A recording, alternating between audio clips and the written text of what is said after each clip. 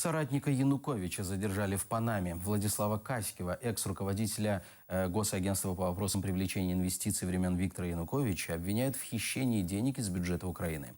Уголовное производство Министерство внутренних дел открыло почти год назад. Тогда же его объявил в розыск Интерпол. Кроме того, следователи вручили подозрение экс-министру Александру Лавриновичу по статье «Хищение и служебный подлог».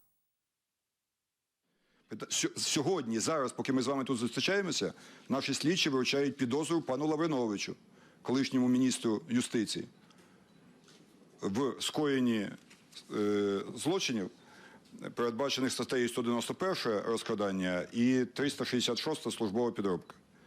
Саме в цей момент ми отримали повідомлення про затримання в Панамі друга іспанського інструктора, пана Каськева, який нами також обґрунтовано оголошений в міжнародний розшук за 191 розкрадання і інші службові злочини.